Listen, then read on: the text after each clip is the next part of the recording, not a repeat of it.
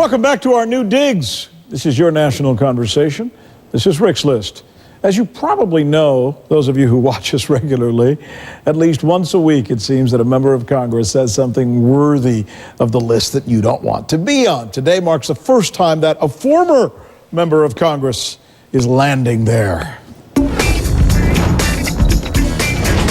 Today's number one is James Traficant, former Ohio congressman turned convicted felon.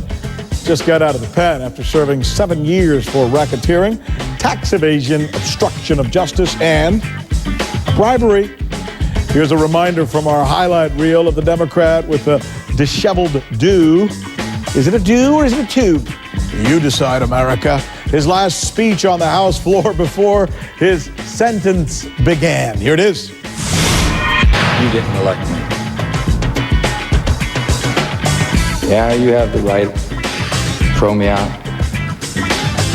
My people don't want me out. I'll go to jail before I admit to a crime I didn't commit.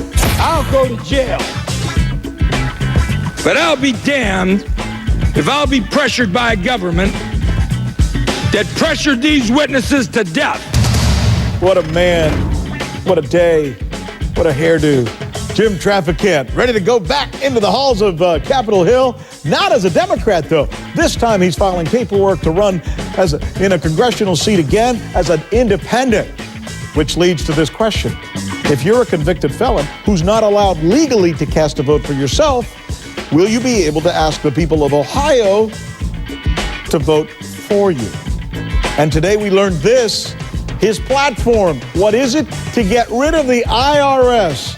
Everybody cheers, of course, for today. Number one on the list you don't want to be on is James Traficant.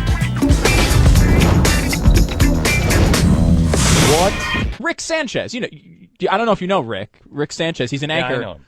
I don't know if you know him well. He's an anchor over at CNN. Yeah. And long career. He's had a long career. He's had a long career. He's really been. You guys really need to let this go. To say he's been at CNN is an understatement because he's been employed for a long time. For example, he's working in Miami, didn't he, Dan? Yeah, he was sure in Miami for a while. But Rick Sanchez is at CNN, but he used to be in Miami. Yeah, and he was like a big fish down there. Like he was going to all the things like football games and stuff, and he was out. And he loves football. Yeah, apparently. he does. He's a big really football does. fan. Yeah. And then one day he went to a football game and he was having such a good time. It was awesome. Yeah. That what he did while he was there to celebrate was drink some beer. What true. Rick Sanchez of CNN, formerly in Miami, did is he drank a few beers, and those are enjoyable. And then what he did is he got into his automobile, his car, and, that's how you get home. It's weird, but there's a little problem with driving after you drank. Well, yeah, because there's those speed bumps too that kind of like slow you down and everything. Yeah, because they'll slow you down typically. Right. Unfortunately, he made a speed bump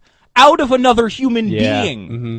And what happened was he hit the person, and that person unfortunately became paralyzed and went in and out of comas for quite a long time, and eventually died. He mowed somebody down with a car and paralyzed them and put them in a coma, and then he got charged for it on February 17th, 1991. Right, exactly. Maybe if you're one of the very few people in our society that has actually been responsible for killing someone, maybe you should be the one human being on Earth who should not be attacking another personality. Before you worked at CNN, you worked in Miami, and you ran over a person, and that person died. Yeah, but still, maybe you should consider that before speaking on every occasion. Let's be fair every here, time Stu. you let words come out of your mouth, you should make sure you remember that day after that football game. But I want to be fair here. Rick did do the right thing when he mowed down the guy and paralyzed him, and he was sitting there in a coma on the side of the road. The natural reaction is to drive home so you can get your driver's license and insurance card that you forgot to bring with you while you were driving to